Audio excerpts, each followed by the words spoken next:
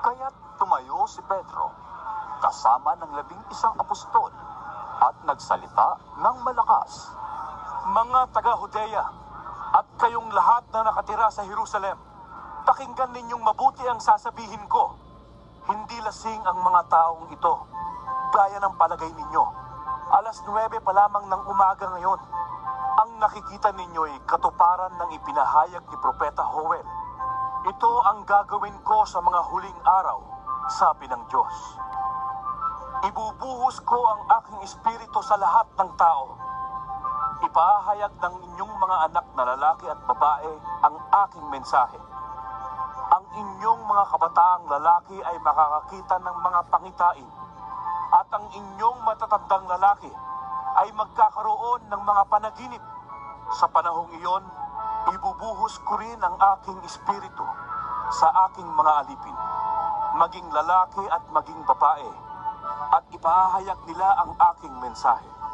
Magpapakita ako ng mga kababalaghan sa langit at mga himala sa lupa, dugo, apoy, at makapal na usok.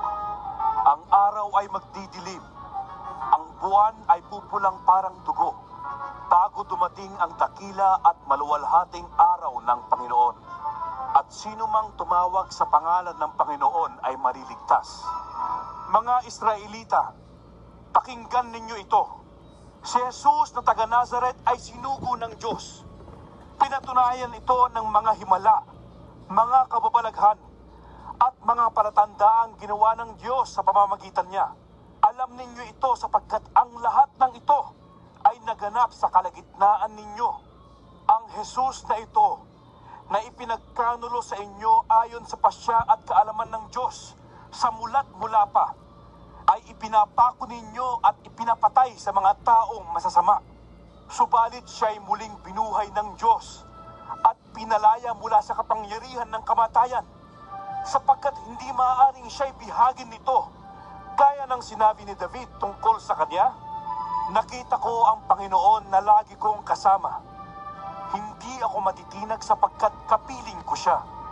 Dahil dito, natuwa ang puso ko at ang mga salita ko'y napuno ng galak, at ang katawan ko'y mananatiling may pag-asa, sapagkat ang kaluluwa ko'y di mo pababayaan sa daigdig ng mga patay, at hindi mo hahayaang makaranas ng pagkabulok ang iyong banal na lingkod.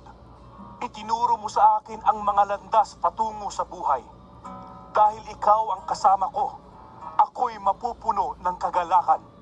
Mga kapatid, may katiyakang sinasabi ko sa inyo na ang ninuno nating si David ay namatay at inilibing, at naririto ang kanyang libingan hanggang ngayon.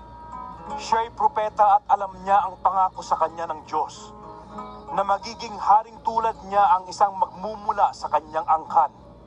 Noon pa man ay nakita na ni David ang muling pagkabuhay ng Kristo, at ipinahayag niya ito ng kanyang sabihing, hindi siya pinabayaan sa daigdig ng mga patay, at hindi nakaranas ng pagkabulok ang kanyang katawan.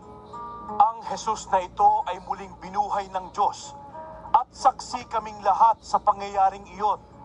Pinaupo siya sa kanan ng Diyos, at tinanggap niya mula sa Ama ang ipinangakong Espiritu Santo. Ito ang kanyang ibinuhos sa amin, tulad ng inyong nakikita at naririnig. Magkahalong takot at galak, at patakbong pumunta sa mga alagad upang ibalita ang nangyari. Ngunit sinalubong sila ni Jesus at binati. Lumapit sila sa kanya, hinawakan ang kanyang mga paa at sinamba siya. Sinabi sa kanila ni Jesus, "Huwag kayong matakot. Humayo kayo't sabihin sa mga kapatid ko na pumunta sila sa Galilea at makikita nila ako roon." Pagkaalis ng mga babae, pumunta sa lungsod ang ilan sa mga kawal na nagbabantay sa libingan at isinalaysay sa mga punong pari ang buong pangyayari. Nakipagpulong naman ang mga punong pari sa mga pinuno ng bayan, at nagkasundo silang suhulan ng malaki ang mga kawal, at ang mga ito ay inutusan nilang ganito ang ipamalita. Habang natutulog kami kagabi, dumating ang mga alagad ni Jesus at ninakaw ang kanyang bangkay. Sinabi pa nila, Huwag kayong mag-alala kung makarating man ito sa gobernador. Kami ang bahala sa inyo. tinanggap ng mga bantay ang suhol, at ganoon nga ang kanilang ginawa. Kaya magpahanggang ngayon, ito pa rin ang ipinamamalita sa mga Hudyo.